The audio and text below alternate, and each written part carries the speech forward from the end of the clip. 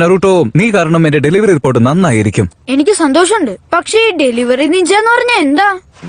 വളരെ പ്രധാനപ്പെട്ട പാർസലുകളും രേഖകളും ഉൾക്കൊള്ളുന്ന ഒരു ജോലിയാണിത്. എന്റെ ജീവിതം പണയം വെച്ച് സുരക്ഷിതമായി അതെത്തിക്കുന്നു. ഒരു പോസ്റ്റ്മാനെ പോലെ? അല്ല, അത് തീർത്തും വ്യത്യസ്തമാണ്. പോസ്റ്റ്മാന്റെ ജീവിതത്തിന് ആപത്തൊന്നുമില്ല, പക്ഷേ ഞങ്ങളുടേതിലുണ്ട്. എനിക്ക് മനസ്സിലായി. അപ്പൊ നിങ്ങൾ ജീവൻ പണയം വെക്കുന്ന ഒരു പോസ്റ്റ്മാനാണ്.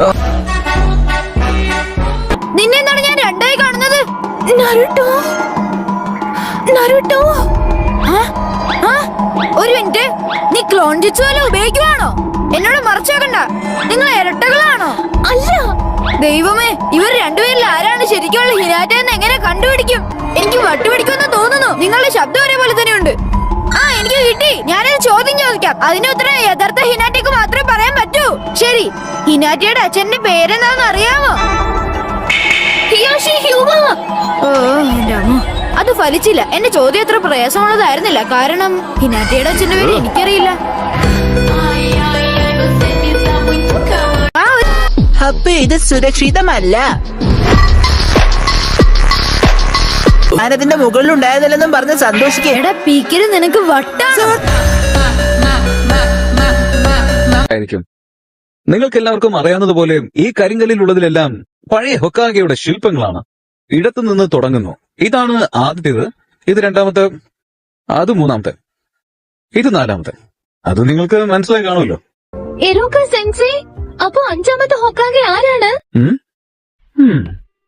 അത് ഇതുവരെ തീരുമാനിച്ചിട്ടില്ല. ഒരുപക്ഷെ അത് നിങ്ങളുടെ ഫേവറേറ്റ് ടീച്ചർ ആവാം.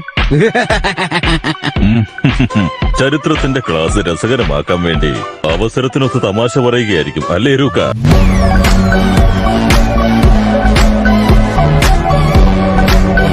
ഇദ്ദേഹത്തിന്റെ ശില്പമാണ് ആ മലയിൽ കൊത്തിവെച്ചിരിക്കുന്നത്. ഇദ്ദേഹമാണ് മൂന്നാമത്തെ ഹൊക്കാഗെ. ഏറ്റവും ശക്തനും ബുദ്ധിമാനുമായിരുന്നുവെന്നാണ് മൂന്നാമത്തെ ഹൊക്കാഗെ എന്ന് പറയുന്നത്. അദ്ദേഹത്തെ പ്രൊഫസർ എന്നും വിളിച്ചിരുന്നു. അല്ല, നിങ്ങൾ ശരിക്കും ശക്തനാണോ? അതെ, കണ്ടിട്ട് അങ്ങനെ തോന്നുന്നു. അതെ, നിർത്ത്. നിങ്ങൾക്ക് ഹൊക്കാഗെ എന്നുള്ള പട്ടം കിട്ടിയാൽ അതിന്റെ അർത്ഥം ഒന്നേ ഉള്ളൂ: ഈ നാട്ടിലെ ഏറ്റവും ശക്തൻ നിങ്ങളാണെന്നാണ്. അതെയോ? എങ്കിൽ അഞ്ചാമത്തെ ഹൊക്കാഗെ ഞാനായിരിക്കും. ഞാൻ ശക്തനും സുന്ദരനുമാണ്.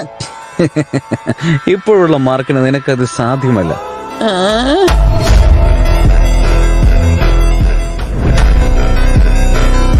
നിനക്ക് മതിയായില്ലടാ കിറുക്ക.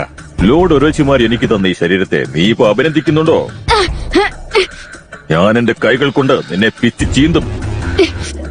നീ എന്നോട് പറ, അവൻ എവിടെ കണ്ടെത്താനാവുന്നു? ഒറോച്ചിമാര് എവിടെയാണ് ഒളിച്ചിരിക്കുന്നത്? ഒരിക്കൽ കൂടെ ഞാനിത് ചോദിക്കില്ല. നിന്നെ പോലൊരു പീറച്ചെറുക്കനോട് ഞാനത് എന്തിനു വിവരിക്കണം?